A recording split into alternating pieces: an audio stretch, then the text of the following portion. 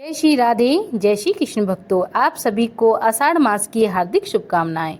आज हम सुनेंगे आषाढ़ मास महात्म के दूसरे अध्याय का पाठ। श्री ब्रह्मा जी कहते हैं, हे महामते, भगवान शंकर की जटा में जो दिव्य जल आकर स्थित हुआ उसके दो भेद हुए, क्योंकि उसे पृथ्वी पर उतारने वाले दो व्यक्ति थे।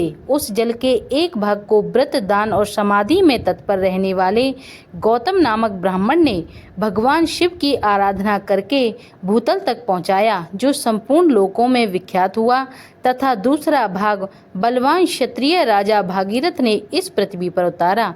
इसके लिए उन्हें नियमों का पालन करते हुए तपस्या द्वारा भगवान शंकर की आराधना करनी पड़ी थी। इस प्रकार एक ही गंगा के दो स्वरूप हो गए। एक समय की बात है, महर्षि गौतम कैलाश पर्वत पर गए और मौन भाव से कुसा बिछाकर उस पर बैठे। फिर पवित्र होकर इस स्तोत्र का गान करने लगे। गौतम कहने लगे, भोग की अभिलाषा रखने वाले जीवों को मनवांछित भोग प्रदान करने के लिए पार्वती सहित भगवान शंकर उत्तम गुणों से युक्त 8 विराट स्वरूप धारण करते हैं। इस प्रकार विद्वान पुरुष प्रतिदिन भगवान महादेव जी की स्तुति किया करते हैं। महेश्वर का जो पृथ्वी में शरीर है, वह अपने विषयों द्वारा सुख पहुँचाने, समस्त चराचर जगत का भरण पोषण करने की, उनकी संपत्ति बढ़ाने और सभी का अवतुल्य करने के लिए है। शांति में शरीर वाले भगवान शिव ने जगत की सृष्टि, पालन और संहार करने के लिए पृथ्वी के आधारभूत जल का स्वरूप धारण किया है। उनका वह लोक प्रतिष्ठित रूप सभी लोगों को सुख पहुंचाने तथा धर्म की सिद्धि करने का हेतु है।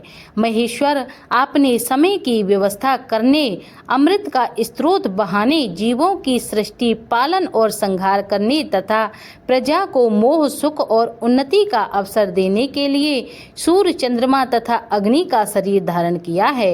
हे ईश, आपने जो वायु का रूप किया है उसमें भी एक रहस्य है। सभी लोग प्रतिदिन बड़े चले फिरे शक्ति का उपार्जन करें, अक्षरों का उच्चारण कर सकें, जीवन कायम रहे और अनेक प्रकार के आमोद प्रमोद की सृष्टि हो, इसलिए आपका वह रूप है। हे भगवान, इसमें तनिक भी संदेह नहीं है कि आपने आपको आप ही ठीक ठीक जानते हैं। भेद के बिना ना कोई क्रिया हो सकती है, ना धर्म हो सकता है, ना अपने या पराये का बोध होगा, ना दिशा, अंतरिक्ष, लोक, पृथ्वी तथा भोग और मोक्ष का ही अंतर जान पड़ेगा। अतः महेश्वर, आपने यह आकाश रूप ग्रहण किया है। धर्म की व्यवस्था करने का निश्चय करके आपने ऋग्वेद, सामवेद, यजुर्वेद, उनकी शाखाओं और शास्त्रों का विभाग किया है तथा लोक में भी इसी उद्देश्य से कथाओं का, स्मृतियों का और पुराणों का प्रसार किया है।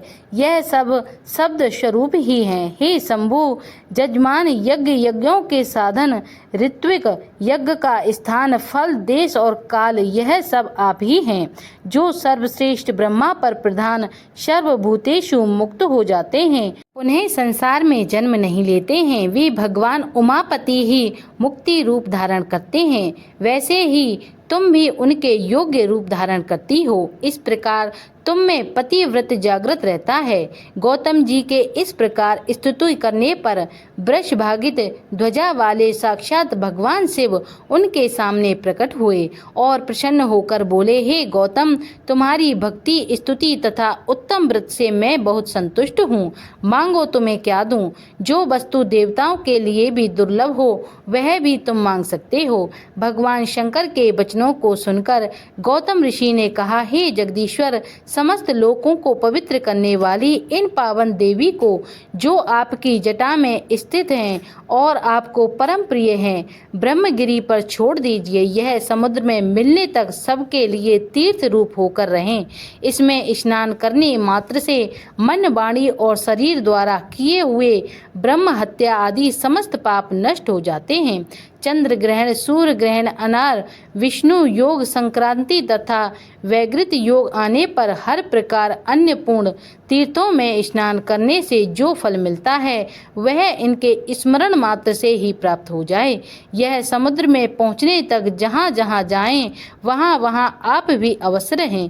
यह श्रेष्ठ व मुझे प्राप्त हो।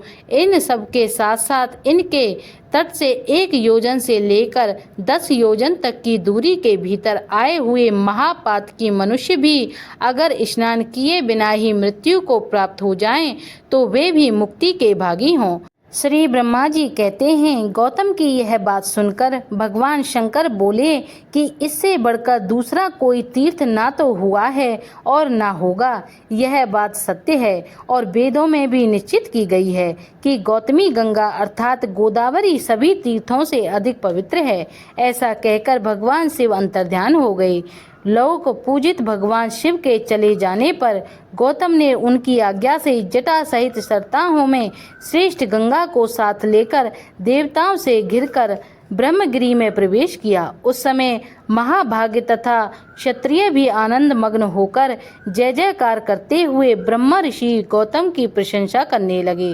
पवित्र और संचय चित्त वाले गौतम ने जटा को ब्रह्मगिरी के शिखर पर रखा और भगवान शंकर का स्मरण करते हुए गंगा जी से हाथ जोड़कर कहा, 3 नेत्रों वाले भगवान शिव की जटा से प्रकट हुई माता गंगा, तुम सभी को अभिष्ट देने वाली हो और शांत हो। मेरा अपराध क्षमा करो और सुख पूर्वक यहाँ से प्रवाहित होकर इस समस्त जगत का कल्याण करो।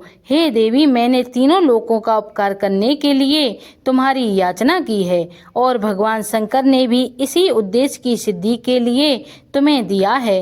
अतः हमारा यह मनोरथ असफल नहीं होना चाहिए। गौतम का यह वचन सुनकर गंगा ने उसे सहर्ष स्वीकार कर लिया और अपने आप को 3 स्वरूपों में विभक्त कर स्वर्गलोक, मृत्यलोक और रसातल में फैल गईं। स्वर्गलोक में उनके 4 स्वरूप हुए, मृत्यलोक में वे 7 धाराओं में बहने लगीं और रसातल में भी उनकी 4 धाराएं हुईं। इस प्रकार एक ही गंगा के 15 आकार हो गए। गंगा देवी सर्वत्र हैं, सर्वभूत स्वरूपा हैं, सभी पापों का नाश करने वाली तथा संपूर्ण अभिष्ट वस्तु को देने वाली हैं। वेद में सदा उन्हीं के यश का गान किया जाता है। जिनकी बुद्धि अज्ञान से मोहित है वे मृत लोक के निवासी समझते हैं कि गंगा केवल मृत लोक में ही है, पाताल अथवा स्वर्ग में नहीं है। भगवती गंगा तो जहाँ तक पहुँचकर सागर में मिली हैं वहाँ तक वे देवमयी मानी जाती हैं। महर्षि गौतम के छोड़ने पर वे पूर्व समुद्र की ओर चली गईं। उस समय देवर्षियों द्वारा सेवित कल्याणमयी जगत माता गंगा की मुनि श्रेष्ठ गौतम ने परिक्रमा की। इसके बाद उन्होंने देवेश्वर भगवान त्र्यंबक का पूजन किया। उनके स्मरण करते ही करुणा सिंधु भगवान शिव वहां प्रकट हुए और पूजा करके तब महर्षि गौतम ने कहा, देव महेश्वर, आप संपूर्ण लोगों के हित के लिए मुझे इस तीर्थ में स्नान करने की विधि बतलाइए। गौतम की बात सुनकर भगवान से बोले, महर्षि, गोदावरी में स्नान करने की संपूर्ण विधि भी सुन लो। पहले नांदी मुख में श्राद्ध करके शरीर की शुद्धि करो, फिर ब्राह्मणों को भोजन कराएं और उनसे स्नान करने की आज्ञा लें। ब्रह्मचर्य का पालन करते हुए गोदावरी नदी में स्नान करने के लिए जाएं और ध्यान रहे कि उस समय पतित मनुष्यों के साथ किसी भी प्रकार का वार्तालाप ना करें। जिसके हाथ पैर और मन भली भांति संयम में रहते हैं वही तीर्थ का पूरा फल प्राप्त करता है। दुर्भावना का परित्याग करके अपने धर्म में स्थिर रहें और थके मांदे पीड़ित मनुष्यों की सेवा करते हुए उन्हें यथा योग्य अन्न दें। जिनके पास कुछ नहीं है ऐसे साधुओं को वस्त्र और कंबल दें। भगवान विष्णु को तथा गंगा जी के प्रकट होने की दिव्य कथा सुने। इस विधि से यात्रा करने वाला मनुष्य तीर्थ के उत्तम फल का भागी होता है।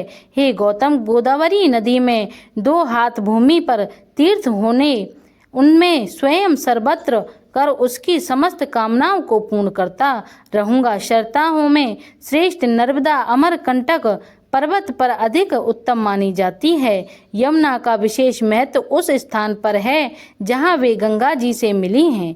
सरस्वती नदी प्रभास तीर्थ में श्रेष्ठ बताई गई हैं। तृष्णा, भीष्मरथी और तुंगभद्रा, इन 3 नदियों का जहाँ संगम हुआ है वह तीर्थ मनुष्यों को मुक्ति देने वाला है। इस प्रकार पयोषण भी जहाँ ताप्ती में मिली है वह तीर्थ मोक्षदायक है। परंतु यह गौतमी गंगा मेरी आज्ञा से सर्वत्र सर्वदा और सभी मनुष्यों को स्नान करने पर मोक्ष प्रदान करेंगी। कोई तीर्थ किसी विशेष समय में देवता का शुभागमन होने पर अधिक पुण्यम माना जाता है, किंतु गोदावरी नदी सदा ही सबके लिए तीर्थ है। मुनि श्रेष्ठ 200 योजन के भीतर गोदावरी नदी में 3.5 करोड़ तीर्थ होंगे। यह गंगा निम्नांकित नामों से प्रसिद्ध होंगी: माहेश्वरी गंगा, गौतमी, वैष्णवी, गोदावरी, नंदा, सुनंदा, कामदयनी, ब्रह्मतेज, समानता तथा सर्व पाप प्रणाश। गोदावरी मुझे सदा ही प्रिय है। वे स्मरण मात्र से पाप राशि का विनाश करने वाली हैं। 5 भूतों में जल श्रेष्ठ है। जल में भी जो तीर्थ का जल है वही सर्वश्रेष्ठ माना गया है। तीर्थ जल में भी भागीरथी गंगा श्रेष्ठ है और उनसे भी गौतमी गंगा श्रेष्ठ मानी गई है, क्योंकि वे भगवान शंकर की जटा के साथ लाई गई थी। अतः इनसे बढ़कर कल्याणकारी तीर्थ दूसरा कोई नहीं है। हे मुने, स्वर्ग, पृथ्वी और पाताल में भी गंगा सभी मनोरथ को पूर्ण करने वाली है। श्री ब्रह्मा जी कहते हैं, नारद, इस प्रकार साक्षात भगवान शंकर ने संतुष्ट होकर महात्मा गौतम को गोदावरी नदी का जो महात्म बतलाया था वही मैंने तुमको विस्तार पूर्वक सुनाया है। इसके आगे की कथा आप सभी अगले अध्याय में सुनिएगा। यही थी आज की वीडियो। उम्मीद है वीडियो आपको पसंद आई होगी। ऐसी ही धार्मिक कथाएं और वीडियो देखने के लिए हमारे चैनल सनातन प्रीति को लाइक, कमेंट, शेयर और सब्सक्राइब जरूर करें। जय श्री राधे, जय श्री कृष्ण, जय श्री हरि विष्णु।